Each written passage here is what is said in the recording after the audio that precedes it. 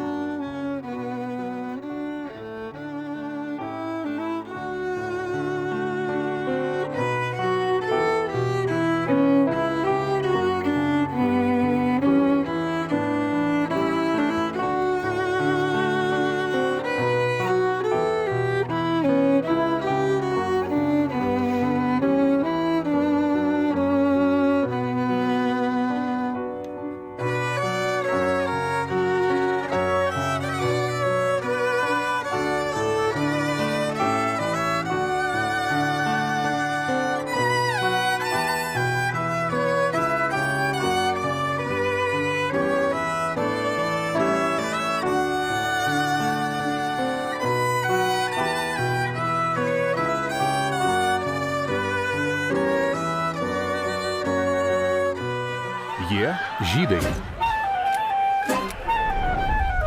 Ir jie žydai.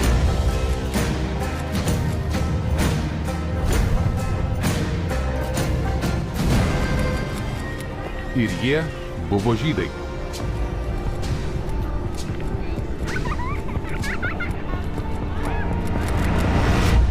Zahor. Atsimink.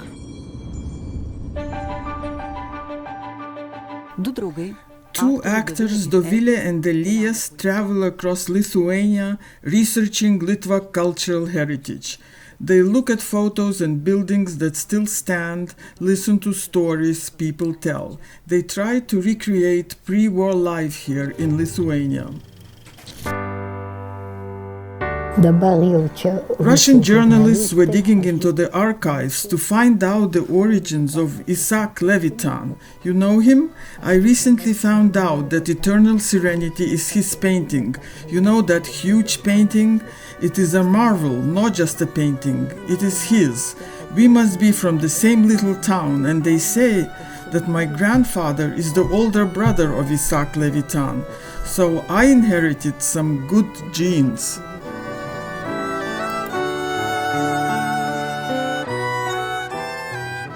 Do you know what could prove that there was a big Jewish community in a town?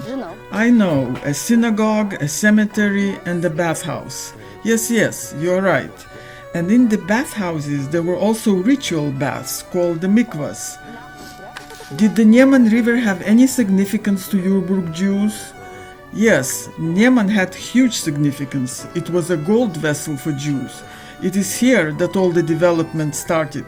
The boats were loaded and unloaded right here. Navigating past Yurburg, you could see three buildings stand out. The tall wooden synagogue, and a bit further away, the St. Trinity Church, followed by Evangelical Lutheran Prayer House, all of them forming a triangle. And in the 16th century, there were 74 taverns in Yurburg. How many? 74. So who would visit these taverns? There was a customs office, all boats were loaded and unloaded right here, and there were lots of people hanging out. Life was extremely busy. In 1642, Jews of Yurburg were granted the privilege to settle in Yurburg and establish their own cemetery. In the pre-war years, 42% of the population on these beautiful Neman shores was Jewish. There were many boats and steamships on the river, and every person who lived nearby owned their own small boat, and they could row their boats, and the kids would dive off their boats or kayaks into the Neman River. You could see the brick and wooden synagogues towering high above town, and you could also see Feinberg's 3-story brick power station. And while walking the streets, you could smell delicious Hammentaschen, bagels, and spice coming from the many bakeries and spice stores in town. Here is an interesting fact. While building the two synagogues, the Litvaks stuck to an unwritten rule. They built their two synagogues near water, therefore both the wooden and the brick synagogue stood on the banks of the river. I know that the Yurburg synagogue was built of wood, inside and outside, and it was a masterpiece. Yes, the carvings were impressive. The synagogue was an important element of the urban plan, and it reflected the social status of the Jews in this town, adding one more special quality to the town of Yurburg. My grandma would take me to that wooden synagogue often, and I saw its layout in Paris. Paris has the whole layout. This was one of the most beautiful wooden synagogues in the whole of Europe. Trades and occupation were a priority. There was a port and a customs office on the Neman River, and people had less time to study the Torah. Also, Smolininkai were just 12 kilometers away, and it bordered with Prussia and Germany. Its economic and cultural ties with Yurburg date back to 1422, and that had a significant influence on Yurburg Jews, on their mentality and education.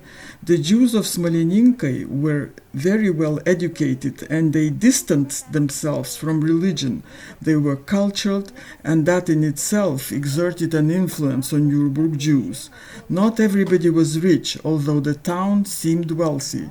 The families liked to sing. I do not know much about singing. They were not that rich, but there was a middle class. There was no poverty. I did not see any destitute people. There was a lot of intelligentsia, doctors and lawyers. My mother was a very good artist. She was from Shavel, and they had a wonderful teacher, Gudaitis. Many artists trained with that teacher. My mother painted cold portraits. She painted very well.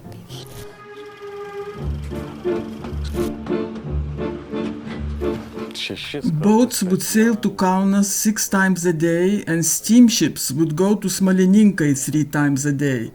So if you were late, you could just board the next steamship, no problem? Yes, it was almost impossible to be late. It would take a particular skill to be late. Why? Because when a boat was approaching or when people were disembarking or boarding, you would hear a toot or 2 or 4, and everybody knew that this is the 4th boat, the 2nd boat, depending on the number of toots. Could the 2nd or the 4th boat be late? No, it would come on the dot. But of course it could happen. Anything was possible. Sometimes the boat would hit shallow waters and would just be stuck in the middle of the Niemen. But how about the passengers? Did they panic? No, what was there to panic about? Little boats would come and all the passengers would climb into the boats and go ashore. There were lots of boats on the Niemen River. The port was very close to the town itself. There was a port on the Mituva River where boats could dock for the winter to avoid floating ice. On the German side, in Smolininkai, there was another big port able to accommodate 60 boats in winter. Niemen was a very busy river. Boats transported goods, pulp, cows and sheep, and with a special agreement they could even transport a horse to Kaunas. Ships were built and repaired in Jurbarkas and in Smolininkai. Almost all shipbuilding operations, repairs and logistics were run by the Jews. The ferry was right here, and the owner of the ferry was Mecklenburg, a Jew. He had a handshake deal with the Lithuanian government, allowing him to manage the bridge over the Niemen, and the deal was sealed long before the bridge was built. Oh, so the one who is first is the smartest. Mecklenburg knew how to pinch a penny. In winter, the river would freeze up and people could cross or drive through the ice. But as soon as it got warmer and wet snow would appear, he would place a few logs across the Niemen. He charged people who crossed the river using his makeshift log bridge. So he was quite smart, this Mecklenburg person. Yes, but nobody said that people could not use their own logs. Aha, but who would want to carry their own logs to the river? Boat owners were Litvaks, Eisenstadt, Levenberg, and a few more. So men were working on boats and the ladies were taking care of their kids, right? What can I tell you? The truth is that boat owners were not always the captains of the ship. They had other professions too. It was characteristic of the Jews to engage in a few trades simultaneously. Very often, boat owners also ran stores in the shtetl, and their wives managed them. Oh, how wonderful! The kids were all taken care of, women were in charge of housekeeping and were working in business. Well, you see, not all the burden fell on their shoulders. Often families lived on their boats, and come winter, they would move back to the shtetl. They would rent a little apartment there and would all live together. Or say when spring came, the family would move back to the boat with the furniture and they were all together again. So that is where they traveled. Yurburg, Kaunas, Yurburg, Smolininkai. Not just to Kaunas and Smolininkai. So where else? They traveled to Tilsit, Königsberg, and through the high seas they could even reach other European towns. In the inner waters of Lithuania, there were 39 cargo ships, 15 motorboats, and 19 steamships, and at least one-third of these boats belonged to Yurburg Jews. The port promoted illegal trade as well, and it was very convenient to trade illegal goods here at the border.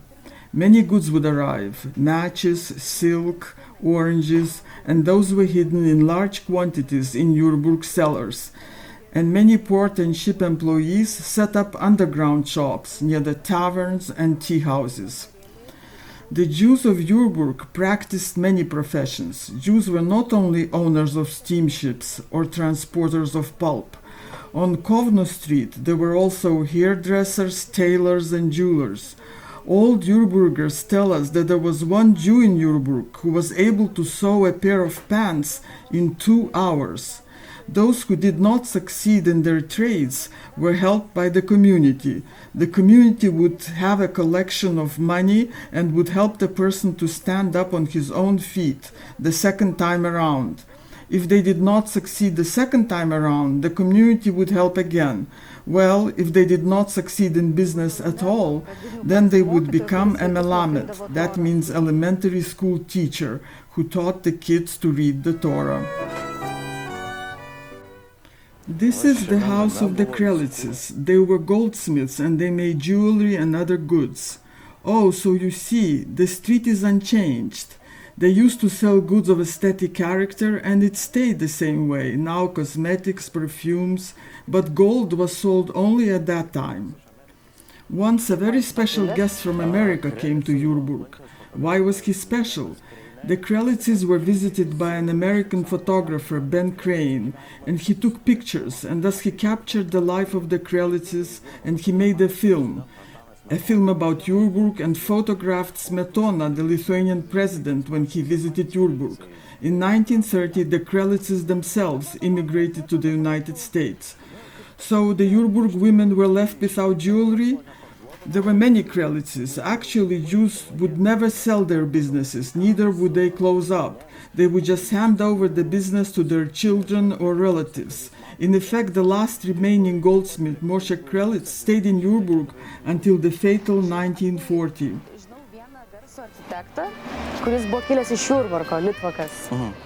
I know one very famous architect whose origins can be traced back to Yurburg, a Litvak. His name was Max Zernitzky.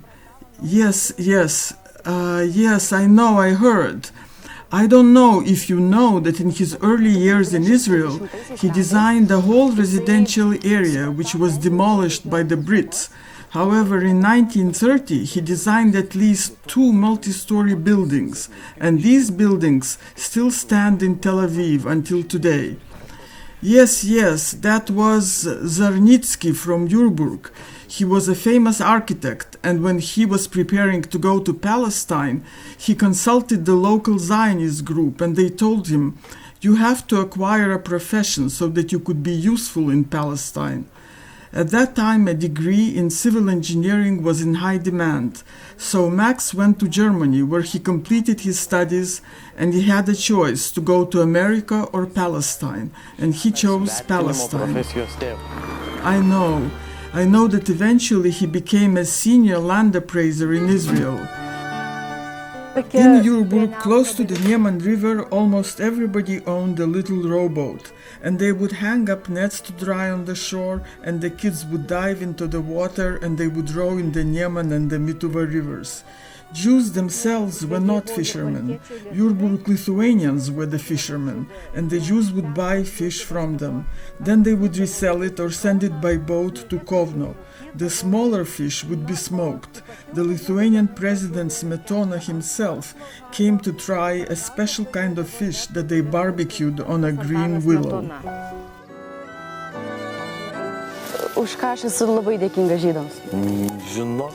Do you know for what I am very grateful to Jews? No, I don't know, but for sure I'd like to know.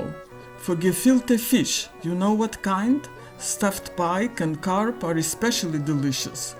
Do you know why your favorite gefilte fish was very often served on Shabbat? I know.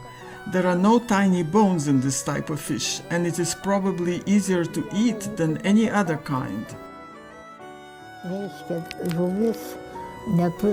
It is not so simple to make gefilte fish. The belly of the fish can't be cut open, right? When you buy it, you have to take out the insides, but you do not cut the belly. And then very carefully you have to cut out the meat from the back of the fish. Then you make the filling, and when it rises a bit, you fill the fish. It is delicious, but the preparation is a tedious job. You have to discard the gills, and then when you eat it, you have to avoid the eyes. But otherwise, the head of the fish is the most delicious part. Do you know why fish was served with its head on? I know that the gills have to be taken out so that more filling could be stuffed into the fish, but I do not know why they served it with the head on. It was served with the head on because the head symbolized wisdom. Interesting, and I thought it was just for beauty. I remember that before the meal they would put on a kippah and would recite a prayer, and then everybody would sit down to eat. This I remember very well. When we ate matzah, we were not allowed to eat any bread at all. Do you know why Jews baked matzah for Passover? No, I don't know, but I would like to know. Passover was the Jewish holiday, and it is about the end of slavery, winning freedom from slavery. It lasts 8 days. On the eve of Passover, Jews would discard the chametz, meaning the leavened bread.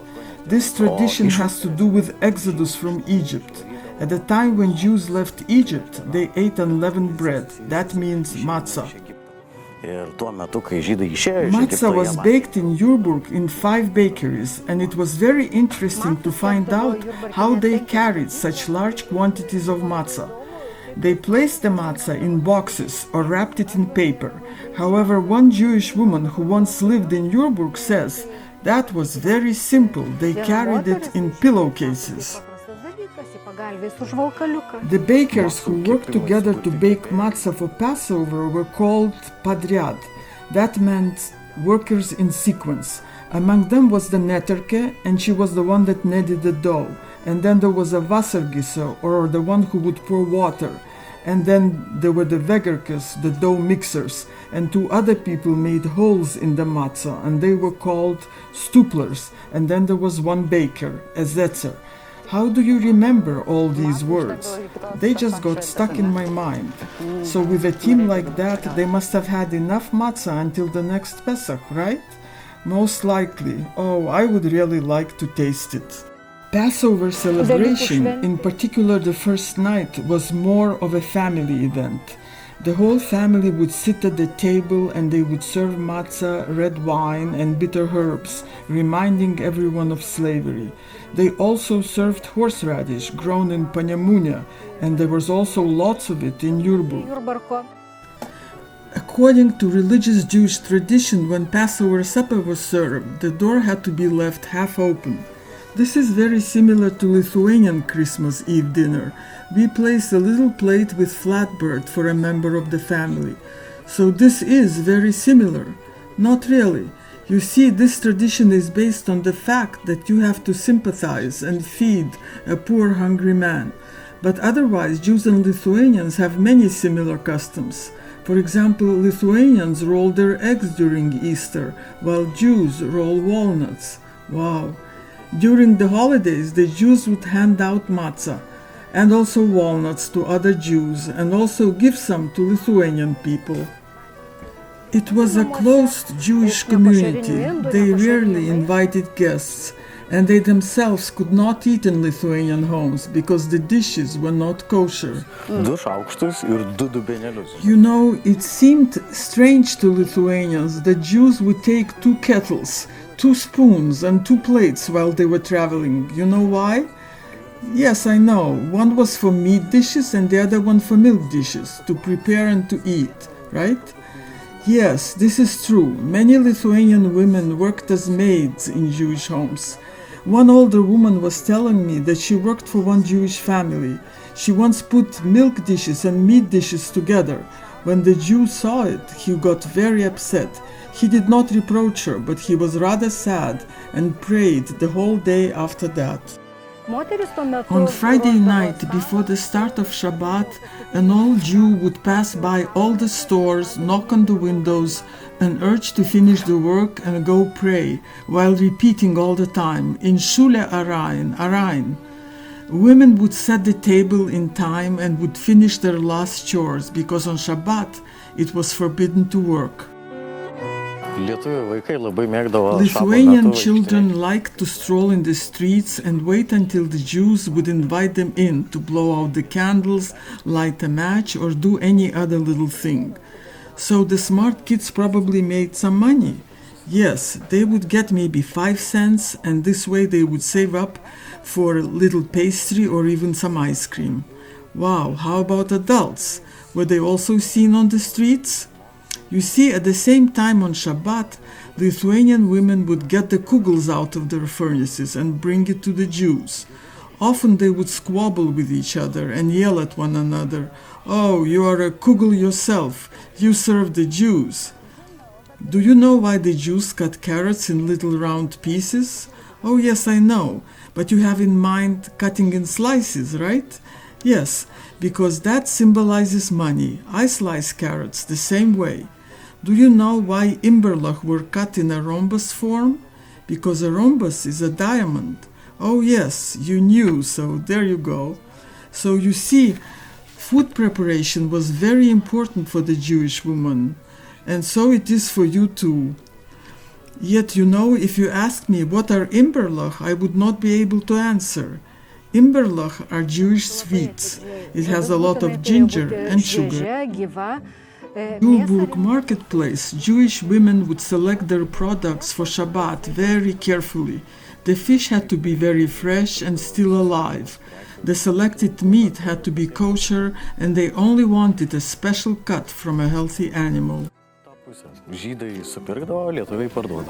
Very often customers would buy cartfuls from farmers before they would even reach the market. It was like a wholesale operation. Yes, something like that. The Jews would buy and the Lithuanians would sell. Why did the Lithuanians themselves not buy? Why only Jews did? You see, the Lithuanians did not want to take any risks. In order to be able to take on a risk, you have to have somebody behind you who supports you. So, the one that does not take a risk does not get to drink champagne. There was a kiosk at the old market where eggs were sold, and that kiosk belonged to 2 Jews, and Lithuanians would sell eggs to them. But I don't understand why they had to buy eggs. After all, everybody owned a hen and not just one. Yes, but you see, they would take all the eggs to Germany to sell for more. Interesting. I know that we used to take our animals there, in particular our horses. At that time in Lithuania, the price of a horse was 600 lits, but if you sold the horse to Germany, you could get 2,000 marks. Yes, that is why there was a horse market, just a couple of 100 meters away, very close to the Niemen River. Was it just for horses? They would sell cows and goats and sheep and all kinds of animals. Germans, Lithuanians, Poles and the Romas and also the Jews could do their barter operations there. Shikatain was a serious, rich German merchant. He had a pot belly and loved beer, and they say that he had such a piercing glance that even the horses would start stomping gazed at them. Oh my God, poor little horses. Once a very loud plane flew over the market in Yurburg, and the farmer's horse got scared. A Jewish woman selling clay pots had her stand near the horse, and the pots broke. Of course, everybody was indignant, so somebody had to cover the expenses. The court blamed the farmer, so you see, sometimes the one who is not guilty is punished. Planes flew over Yurburg quite often. In 1929, a German airship called the Zeppelin flew over Yurburg. It was a planned trip around the world. and Yurburgers already knew about it, having read about it in the papers. They all ran to the Neman River to watch the flight. Later, Lithuanian warships accompanied the airship towards Versailles. They had a domestic animal slaughterhouse, and the community supported the Reznik. During the Soviet times, Kovno Street was called the Meat Street.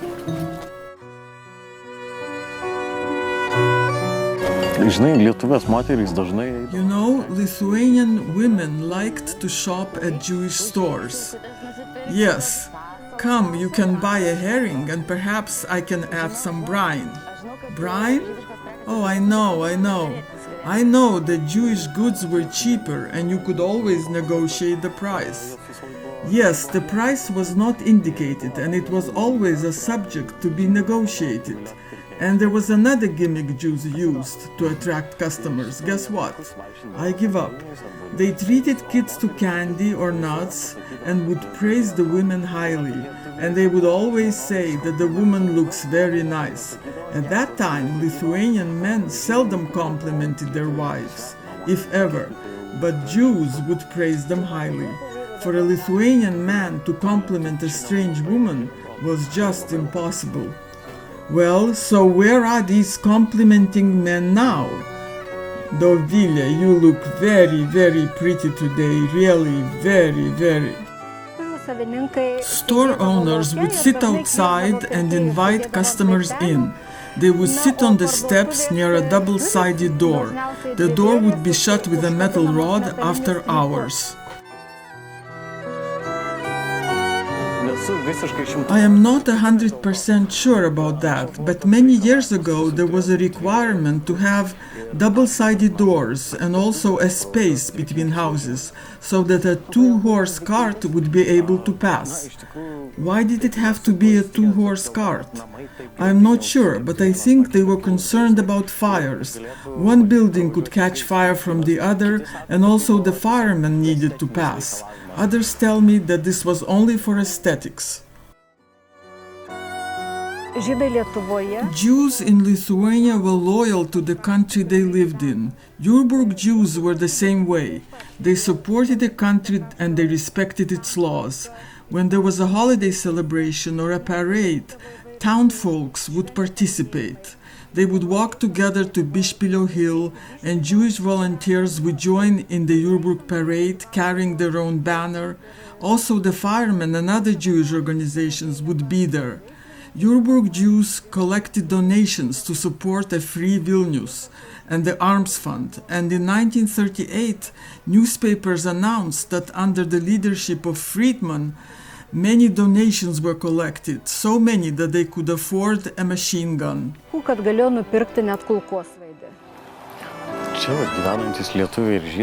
Jews and Lithuanians got along very well. There were also cases when they would strike up little deals. Does not sound too good or too legal to me. Yes, maybe it was not too legal, because according to the information that we have, in July 1930, 2 Jewish shipowners and 2 Lithuanians were fined. They were slapped with a 25 lit fine for raising prices without warning the community. These gentlemen made an agreement, and we don't know in what language, but they decided to earn more money. So Yurburg Jews were united with the Lithuanians during holidays, in business, and when striking up little deals, right? Yes, you see, they had common interests, and that brought them closer together. You know, I can't get over the kind of businesses Yurburg Jews would run. What kind? For example, they would buy old bones of animals and old rags. To be more precise, they did not collect the bones themselves, but they would buy them. The bones were collected or picked by kids in the fields or in the forests, and the Jew would give 1 lit for a sack of bones. The rags were just second-hand clothes, as they call them now. By the way, I heard that Yurburgas has the best second-hand clothing store. Maybe we could just check it out later. But these rags were real rags. They would buy these rags, wash them in the Neman River, then they would dry them. They would take these rags and old bones to Vieshvili. To be more exact, they would deliver these items on boats. But why did Vieshvili need this garbage? You see, they had a pulp and paper factory there, so most likely they made glue from the bones. Was it worth it? I believe it was, because business just boomed. Actually, you did not even have to go to Vieshvili. There was one Jew who would load all the bones and the rags on his boat, and another Jew would pick up the load in Vieshvili. They did the same with fish. A Lithuanian fisherman would catch the fish, load it on the boat, heading to Kaunas, and another person would pick it up in Kaunas because there would be a note, give this fish to that person and give that fish to the other person. Was that credible? Yes, and why not? They did the same with payments. That saved the trip back by boat. They would just give a note about how much money to give to this person and how much money to give to another person, and this is how trade was run.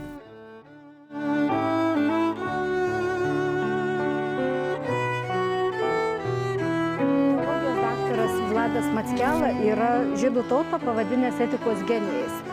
Žydai turi 613 nurodymų, religinių nurodymų, kaip elgtis. Doctor of Theology Makela called the Jewish nation geniuses of ethics. Jews have 613 religious orders on how to behave, how to bring up children, how to communicate, how to love, how much jewelry a woman should wear, and there is a rule and explanation for everything. Well, Jews would never ask, why do I have to do this? They would just ask what they have to do, and they would immediately engage in the task at hand. Most likely, that is why they were good businessmen. And if they saw that some other business was competing with them, they would buy out that business to reduce competition or for their own gain.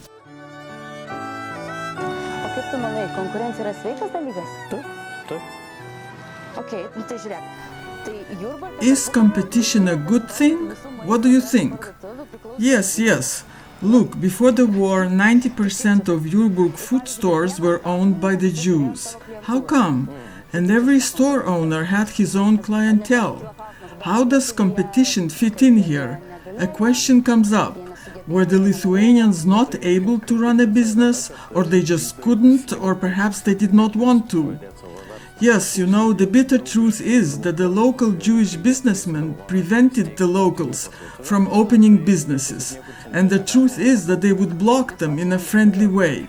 When Lithuanians decided to open up a linen store, they were not able to find the right space at the town center. Well, that was dishonest. Well, yes, that was dishonest. You see, then the Lithuanians resorted to cheating. They asked for space to set up a Lithuanian bookstore. Then they got a space, but opened up a linen store, and the space was rented to them by a Jew. So this poor guy was probably banned from the community. No, he was not banned, but he was heavily reproached and fell out of favor.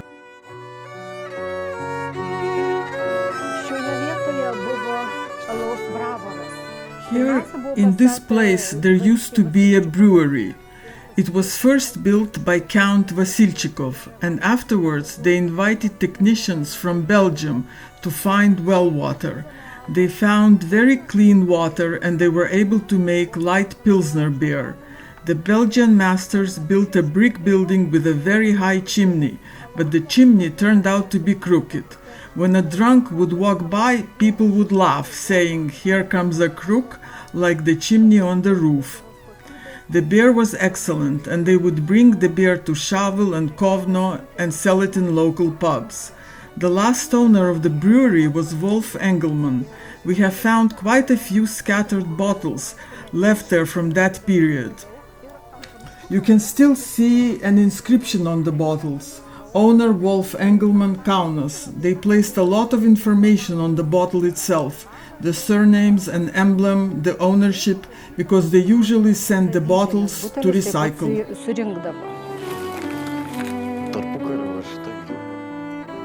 Before the war, this brewery belonged to Fish and Millis. They registered a truck under the ownership of the brewery in Smolininkai. So they must have had a lot of beer if they needed a truck to transport it. Yes, already in 1922 they were able to brew 5,000 buckets annually. 14 men and 6 women worked at the brewery. They also owned a beer dispensary where they would pour the beer into bottles. However, in 1929, fish and mealies were restricted in trade. Oh, what happened? The Public Health Commission checked and they found some violations. Then a doctor from Versailles was assigned to watch over the activities of the brewery. So even in those times they had to adhere to such strict hygiene rules? Yes, indeed. But the brewery, although with many restrictions, continued its operations, although not in full capacity. And then it gets even more interesting. Well, the brewery was bought by Wolf and his business was called J.B. Wolf and Engelmann. So it probably was very good beer if he bought it out. Yes, of course, Wolf bought the brewery so that he could close it and eliminate competition for Kovno brewers. Wow, what an idea.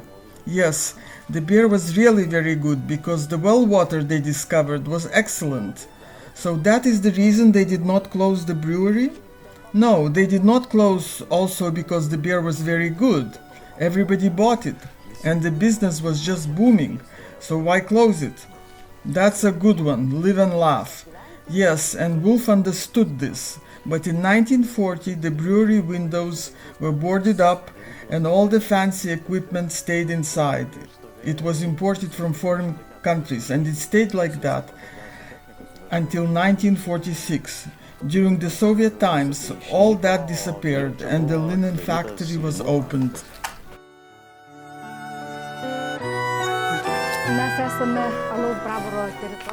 Now we are in the location of the Brewery of Yurburg, near the old cellar. There were many cellars in Yurburg and there are many stories about them. In the old town, under big brick buildings, you can find huge vaulted cellars, and as the story goes, you can pass from cellar to cellar underground. That was good when you had to hide smuggled goods, and when somebody did not want to be caught, he could use the cellar escape. Wow, a coffee shop. Yes, maybe a coffee shop. Talking about coffee shops, one Lithuanian daily newspaper entitled Lithuania wrote that there were 17 public drinking places in Yurburg, inns, taverns, restaurants, and of course many of them belonged to Jews. So before the war, this was a Jewish coffee shop? No, not really. Before the war, this was not a coffee shop. This was a customs office. And here is the most impressive cellar where they used to keep salt. People say that even now the cellar walls are still salty. We can check that out. Let's go. Oh my, what narrow steps. Yes. Oh look, this is a good one. Old photos. Yes, this is the part of Yurburg that was burnt down. It is no more. Are the walls really salty? So they tell us. Yes, a bit salty, but I'm not sure. Maybe the brick itself is salty. Maybe this is the norm. Yes, they are salty. It is the first time in my life that I lick a wall.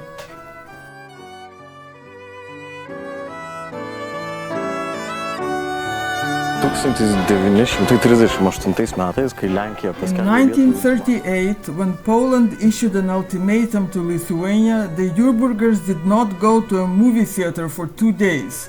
This was on March 18th and 19th, and the money that was not spent on movies was given to the armament fund, and they bought a cannon for Lithuania's use.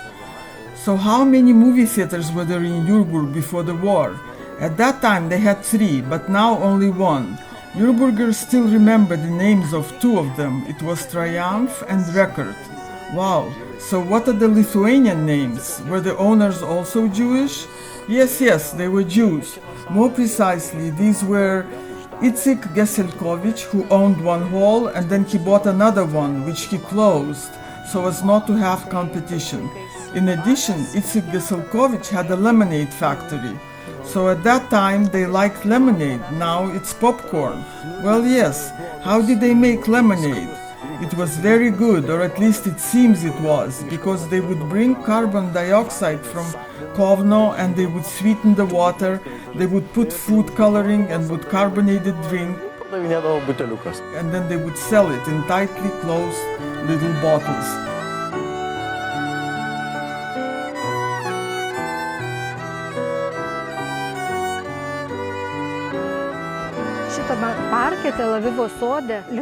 Here in this park, called the Tel Aviv Park, young people would hang out and go to watch movies.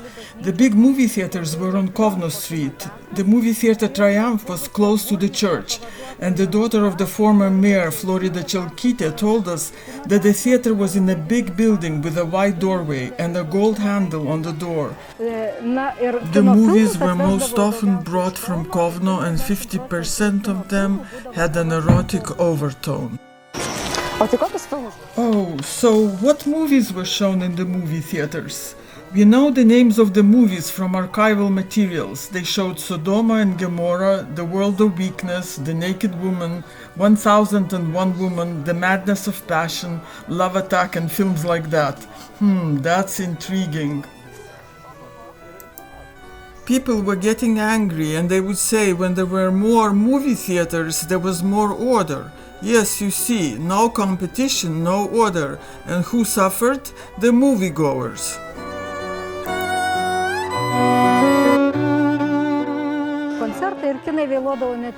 Concerts and movies could start 2 or 3 hours late. Most often they were late because the managers could obtain free passes and they could enter the hall free of charge. They used to say movies were for simple people and the more educated folks should go to the theater or to a concert. There was a local theater group here and many Jewish young people participated in the groups.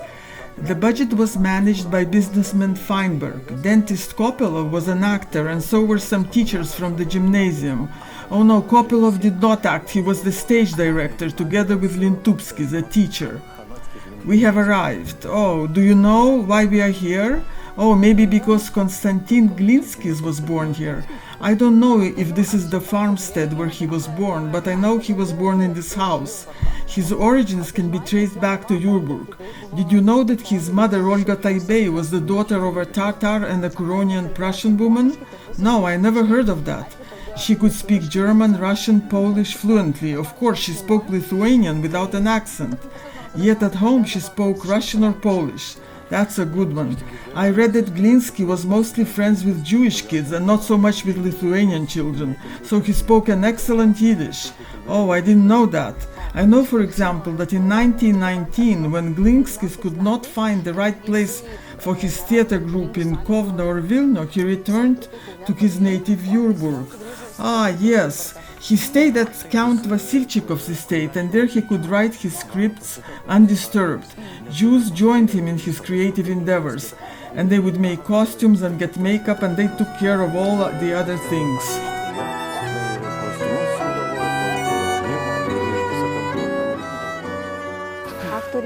After their long rehearsals, the actresses would take a walk near Mituva River, and they were followed by crowds of kids, curious to see their hats and dresses. Both Jews and Lithuanians participated in the shows. The Jewish orchestra Maccabi and young Lithuanians would plan common fundraising events. Feinberg Power Station would provide electricity for an evening show. Usually electricity would be cut off at 12 midnight. Whenever there was an event, electricity would be on until 2 or 3 o'clock in the morning. Feinberg was the richest Litvak in Yurburg. One story goes like this. One time on a Sunday, Feinberg, priest Bikinas and the director of the TB hospital Peravichus played the preference, a card game. This was on a Sunday and it ended with the priest losing a huge sum of money to Feinberg. The more we hear, the merrier. Yes, the sum was indeed huge. You could buy 5 cows with the money, and at that time 1 cow cost 100 lits. So how did the priest handle this? He didn't. He paid Feinberg the whole amount, and then on Monday, a farmer came to Feinberg's mill to grind his wheat. Usually Feinberg would charge 50 cents, but that morning he didn't charge and did it for free.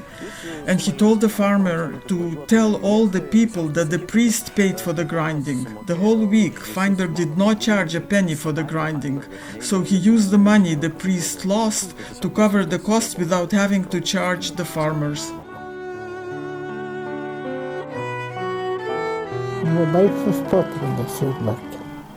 Once there was a terrible flood in Yurburg, and we ran to our grandparents because they lived in Midtown, where water could not reach, and we lived near the Niemen River.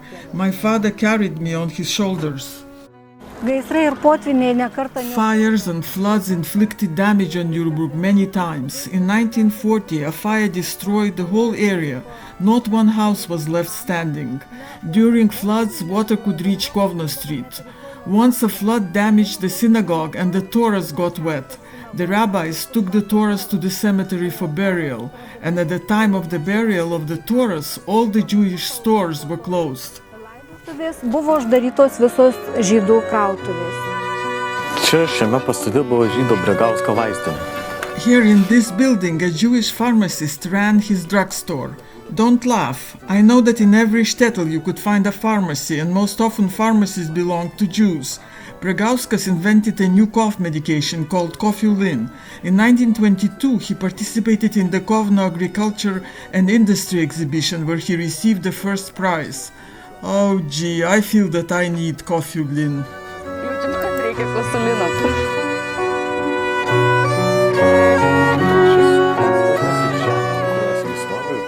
This building and the land where it stands belong to a Jew, and first it was rented to a bank and later to a post office. So the Yurburg Jews had their own bank. Jews in Yurburg had two banks. The Folk Bank was established in 1922, and the other one was a private bank, and there is not much information about it. However, we do know that it belonged to Shmerl Bernstein and his family. So the Jewish bank served only Jewish clients? No, not just Jewish clients. However, there was an unwritten agreement that a Jew lends money to a Jew without interest. But we are not sure if this holds true. And you see, this is the building that belonged to a Jew, but it was rented to a Lithuanian bank. Well, the Lithuanians chose a nice building. Yes. Did you know that in 1939 a movement was started against smoking? I thought it was very fashionable to walk in the street smoking a cigarette. Yes, indeed it was fashionable, but soon this fashion became unpopular. And precisely in this building there was a little plaque that stated, "We do not smoke." This building is very interesting because it has roof windows and other rare elements, and they were installed not only for decoration and light, but also for religious reasons. This house is so interesting because the Zundeloviches lived here. David Zundelovich is the author and architect of the Synagogue Square Memorial. This is the building where his father and grandmother were born. So people say that the surname Zundelovich originated among Yurburg Jews. And if you meet a Zundelovich anywhere else in the world, you know that he is from Yurburg. The only distant relative on my father's side is David Zundelovich. You've got to know that if anybody is an interesting person, it's him. He's a genius as a sculptor and as a teacher. David worked an awful lot. This project is incredibly expensive and it is spectacular. I'm telling you. And now people can gather there and some sit down to rest up.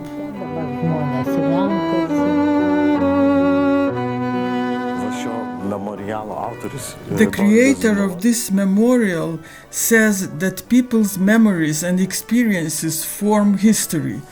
Here is the monument dedicated to people and history. So beautiful. Yes, and do you know what the word Zundel means? No, it means a candle that burns bright.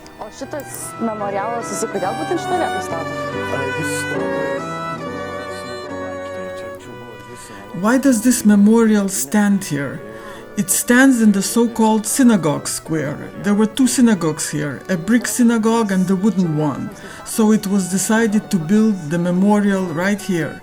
Does this memorial honor Litvaks that once lived here? Yes, it's for them.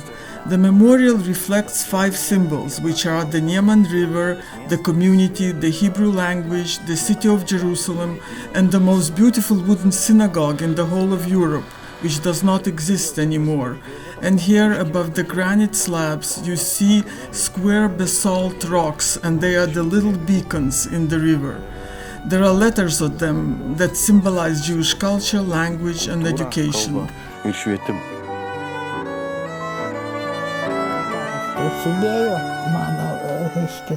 When the war just started, the priest came over. He lived in the nearby home, and he managed to drop off something, and it was an old album. And my grandfather would always look at it at Yurburg.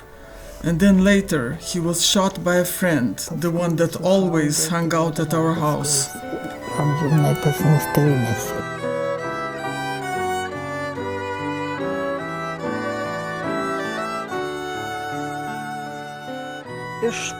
Reading the printed materials and publications of the pre-war years, we can see that Yurburg Jews were quite influential, and not just in business, but also politically.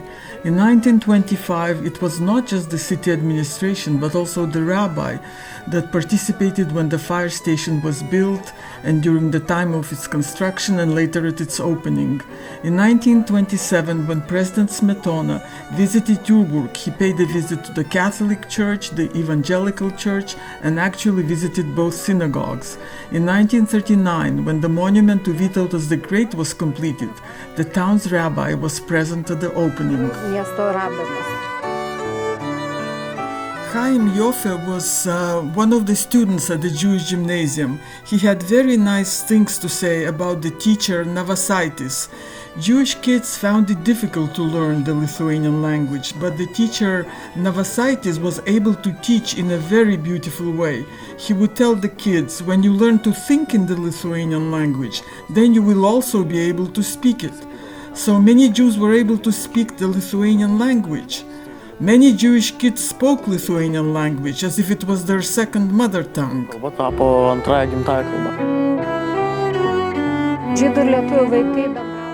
Jewish and Lithuanian kids played and hung out together without paying attention to nationality.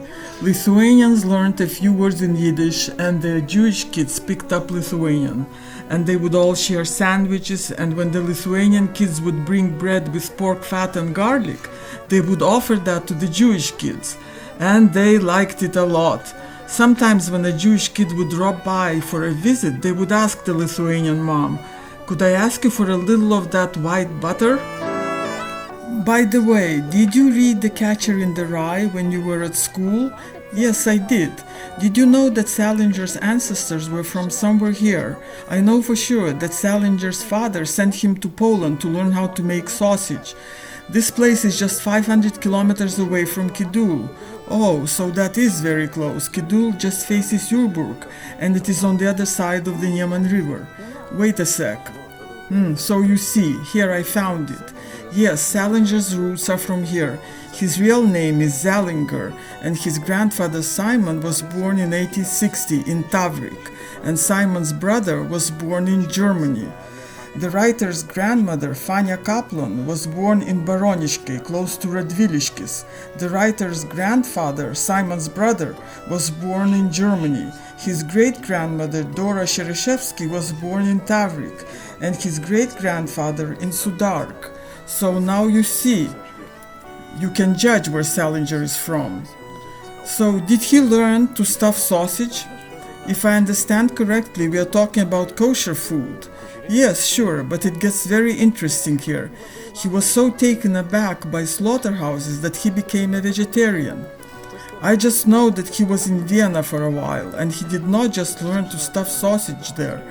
He participated in the struggle against Nazis while he was in Germany, while also learning the German language, and that was from 1937 to 1939. So that is the story.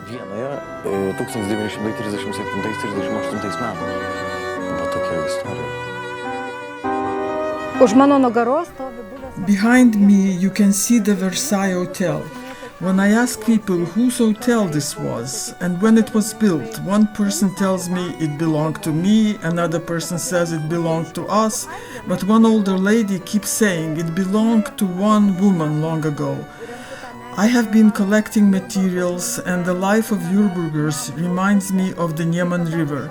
Sometimes the river would freeze up, and so would life of people around it. Bet ateina pavasaris ir But then spring would return, and it would get warmer, and all the streams would flow back to Niemen.